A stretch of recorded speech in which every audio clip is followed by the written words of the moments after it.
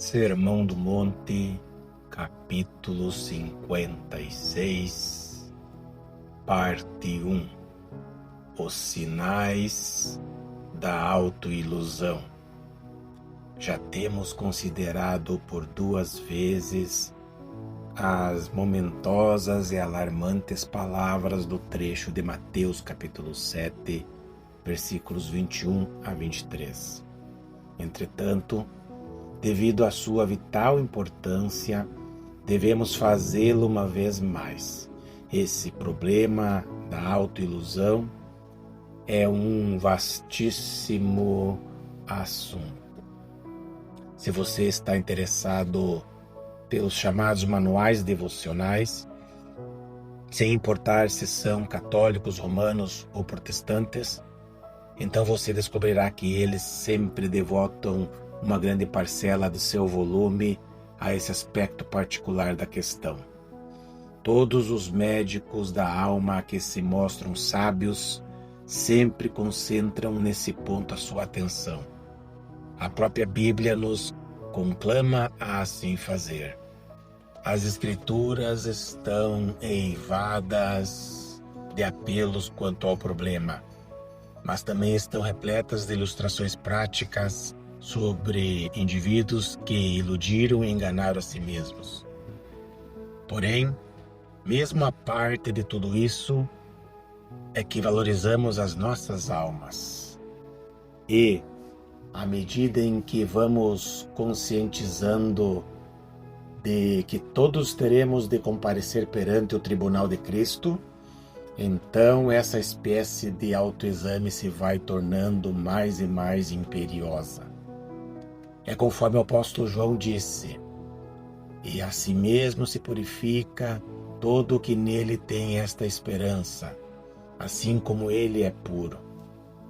1 João capítulo 3, versículo 3.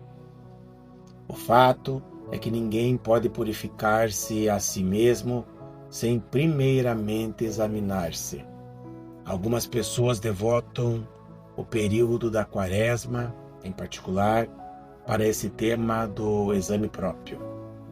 Outros dentre nós, porém, acreditam que isso deve ser feito durante o decorrer do ano inteiro e que deveríamos examinar e disciplinar a nós mesmos sempre. Não precisamos abordar aqui esse aspecto do assunto.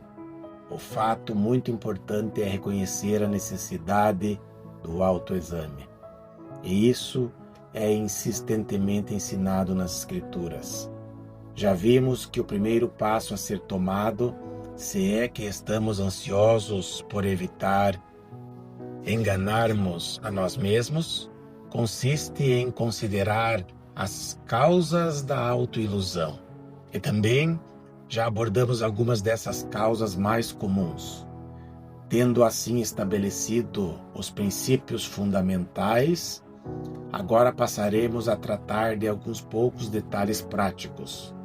Esses detalhes têm por finalidade advertir-nos acerca das maneiras sutis pelas quais podemos enganar-nos. Começamos relembrando-nos que não vivemos a nossa vida cristã em uma espécie de vácuo, inteiramente a parte do fato que vivemos em uma sociedade de homens e mulheres. Também precisamos contender contra o diabo, contra os principados e potestades, contra os dominadores deste mundo tenebroso, contra as forças espirituais do mal nas regiões celestes. Efésios capítulo 6, versículo 12. De conformidade com o ensino escriturístico, coisa alguma nos pode capacitar a oferecer resistência neste conflito, exceto o uso da completa armadura de Deus. E uma das maneiras pela qual colocamos essa armadura consiste em nos mantermos vigilantes diante da sutileza dos ataques. E isso, em face de sua própria natureza, precisará ser considerado segundo certos pormenores. Tenho um certo receio ao prosseguir nesse tipo de estudo, que ao sim fazer, estarei me expondo ao risco de ser mal compreendido. Se alguém utilizar-se de ilustrações, há aquela tendência dos homens concentrarem sua atenção sobre essas ilustrações e não sobre os próprios princípios. O primeiro grande princípio é que há um sentido em que tudo quanto está vinculado à vida cristã envolve um certo elemento de perigo. Não estou afirmando que tudo é perigoso, mas que há possibilidades de ser. O diabo, com as suas sutilezas, disfarçado em anjo de luz, apresenta-se diante de nós e lança mão de coisas que, em si mesmas, são boas e legítimas, as quais nos foram dadas por Deus, e em seguida nos influencia de tal modo que nos leva a utilizar-nos dessas coisas como instrumentos de nossa própria autodecepção. Essas coisas em si mesmas são perfeitamente corretas e, não obstante, podemos abusar delas. Esse é o tema que nos compete elaborar. Em determinado sentido, os próprios meios da graça que Deus providenciou para nós podem servir de fonte de dificuldade. Confio que estou me fazendo entender claramente. Como é óbvio, não estou aqui denunciando os meios da graça. Meramente estou salientando o terrível perigo de virmos a modificar esses meios da graça, que nos foram outorgados pelo próprio Deus, para nos utilizarmos deles como coisas prejudiciais para as nossas almas.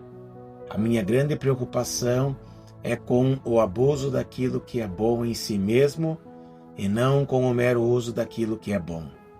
Sempre servirá de grande consolo para qualquer homem que prega ficar sabendo que até mesmo um tão notável mestre como foi Paulo podia ser mal compreendido quando ensinava e pregava.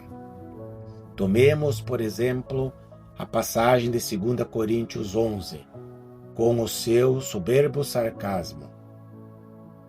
O apóstolo ventila ali a maneira infantil e distorcida em que grande porção dos seus ensinamentos havia sido mal compreendida em Corinto. Aqui, pois, estão os princípios normativos. Certas coisas boas por si mesmas podem ser as mesmas que nos iludirão a respeito do estado de nossas almas, a menos que sejamos cautelosos.